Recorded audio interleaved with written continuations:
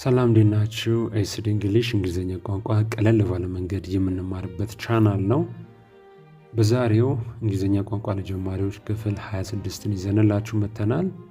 በዛሬው ትምህርታችን የቋንቋ ክፍተቶቻችንን 500 እናደርሳለን።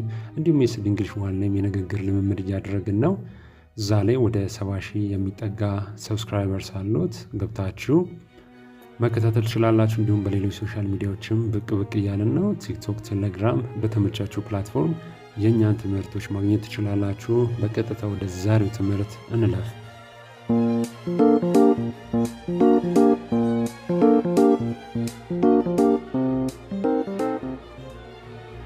እሺ ተማሪዎች፣ በዛሬው ክፍል 26 እስከ 500 እናደርሳለን። የቋንቋ ክፍተቶቻችንን 481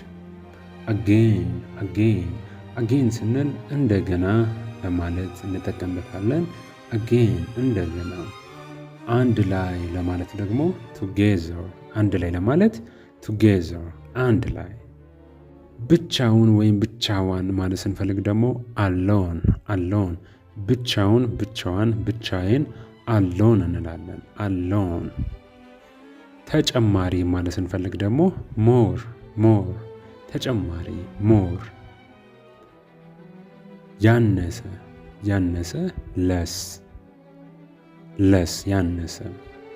ተመሳሳይ ማለት ስንፈልግ ደግሞ ሴም፣ ተመሳሳይ፣ ሴም፣ ተመሳሳይ።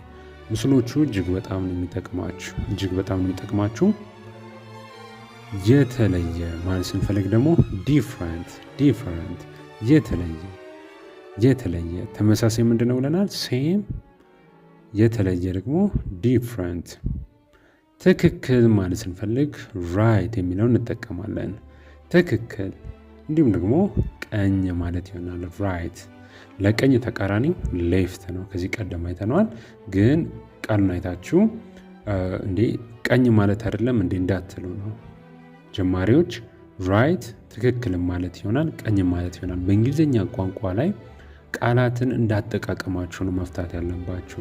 መሰረታዊ ምንነታቸውን አውቁ። ከዛ ባለፈ ግን እንደ አገባባቸው ምንድን ነው አውዱ፣ ምንድን ነው ማለት የተፈለገው፣ ምንድን ነው ማስተላለፍ የተፈለገው ብላችሁ ነው።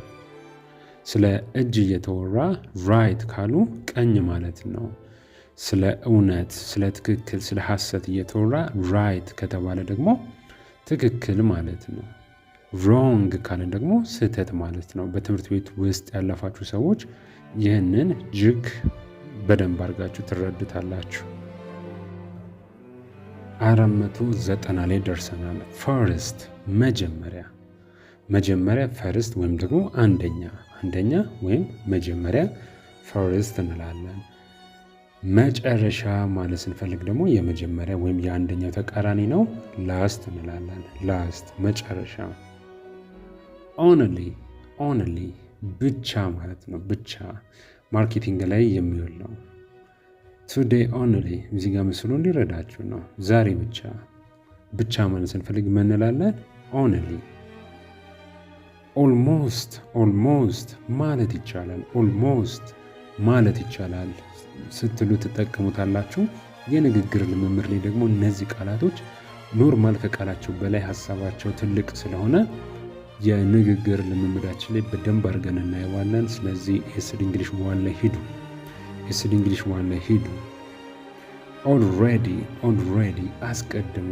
እነዚህ ለስያሜ ያህል ነው እንጂ እንደየአገባባቸው ነው እንግሊዝኛ ቋንቋ። ኦልሬዲ አስቀድሞ። አሁንም ደግሜ እነግራችኋለሁ። በአጠቃላይ ወደ 70 ሺህ ተከታዮች ያሉት የዩቲዩብ ቻናል ነው። ግቡና ልምምድ አድርጉ። እናንተም የመጀመሪያው ቻናላችን ነው ኤስዲ እንግሊሽ ዋን። እሱ ላይ በደንብ አድርገን ልምምድ እናደርጋለን። ቬሪ፣ ቬሪ በጣም ማለት ነው። ቬሪ። ቱ ይሄኛው በጣም ማለት ነው። ነገር ግን ምንድን ነው ልዩነታቸው? ቬሪ ስንል ፖዚቲቭ በሆነ መንገድ ነው፣ በፍቅር ነው። ቱ ስንል ደግሞ በጥላቻ በመሰልቸት ነው። በጣም በመሰልቸት ነው። ኢነፍ፣ ኢነፍ፣ ኢነፍ በቃ ማለት ነው። በቃ ስትሉ ኢነፍ ትላላችሁ። በቃ በቃ ብቻ ሳይሆን በቂ ማለት ስትፈልጉ ኢነፍ ትላላችሁ። ከስልካችሁ ጋር ተገናኘ ኢነፍ የሚለውን ቃል ታውቁታላችሁ። ምክንያቱም በቂ ስቶሬጅ የላችሁም ሲላችሁ ናት ኢነፍ ሚሞሪ አይደለ? በቂ የሆነ ማከማቻ የላችሁም ያላችሁ ነው። ሜቢ ምናልባት ምናልባት ስትሉ ሜቢን ትጠቀማላችሁ። ኦፍኮርስ እርግጥ ነው። ኦፍኮርስ እርግጥ ነው። እነዚህ አቀማመጣቸው በእውነቱ እጅግ በጣም ነው የሚጠቅማችሁ። ዛሬ ወደ 500 ደርሰናል። እንኳን ደስ አላችሁ ማለት ፈልጋለሁ። የቋንቋ ክምችቶቻችሁ በነገራችን ላይ ሪቪውም ሰርችላችኋለሁ። አንድ ጊዜ አይታችሁ እንድዘሉት ሳይሆን እስካሁን ያየናችሁ ምን ይመስሉ ነበር የሚለውንም ሪቪው ከ1 እስከ 20 ድረስ ሰርችላችሁ ነበር። እሱንም ቼክ አድርጉት። እንግሊዝኛ ቋንቋን እንግሊዝኛ ብቻ አይደለም ማንኛውም አይነት ቋንቋ መናገር ስትፈልጉ የተወለዳችሁበት ካልሆነ ቢያንስ ቃላቶችን ማወቅ ይኖርባችኋል። ስትናገሩ መንተባተብን ለማስቀረት ምን ማለት ነው ብላችሁ መተርጎም እንዳትሄዱ አይምሯችሁ ላይ መከማቸት አለበት። ስለዚህ እኛ እየሰራን ያለነው ያንን ነው፣ ማከማቸት ነው። ካከማቻችሁ በኋላ መናገር እጅግ በጣም ቀላል ነው።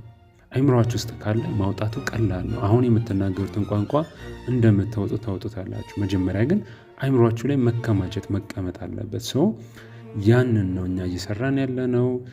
ስታከማችሁ ደግሞ በቀላሉ አይምሯችሁ ውስጥ እንዲከማችላችሁ እንግሊዝኛ አይገባኝም ሳይሆን በቀላሉ አይምሯችሁ እንግሊዝኛውን እንዲይዝላችሁ የሚረዷችሁ ነገር ነው እያዘጋጀን ያለነው። እዚህ ጋር ምስል አለ። ምስሉ ይገልጽላችኋል ምን ለማለት እንደተፈለገ። በእንግሊዝኛ ጽሑፉ አለ። በአማርኛ እንግሊዝኛው እንዴት ማንበብ እንዳለባችሁ ጽፈነዋል። እነሱ ሲያነቡትና ሲጻፍ የተለያየ ትርጉም ስለሚኖረው አንዳንድ ጊዜ ፕሮናውንስ ሲያደርጉ ሲፈጥኑ ሲናገሩ የሚወጧቸው ቃላቶችን ካሉ እሱን እየጻፍንላችሁ ነው። እንዲሁም በአማርኛ ትርጉሙም አለ። እጅግ በጣም ነው የሚጠቅማችሁ። እንግሊዝኛ ልምምድም ስናደርግ በተመሳሳይ ነው። እንግሊዝኛ ልምምድም ስናደርግ የስቱዲ እንግሊሽ ዋን ላይም በእንደዚህ አይነት ሁኔታ ነው ልምምዶችን የምናደርገው። 500 የመጨረሻችን የሚሆነው አይ ቲንክ ሶ ብዬ አስባለሁ። ዛሬው ይህንን ይመስል ነበር። እንኳን ደስ አላችሁ እያለው ጀማሪዎች ቋንቋ ክምችቶቻችን እያሰፋ እንገኛለን። ዛሬ 500 አድርሰናል።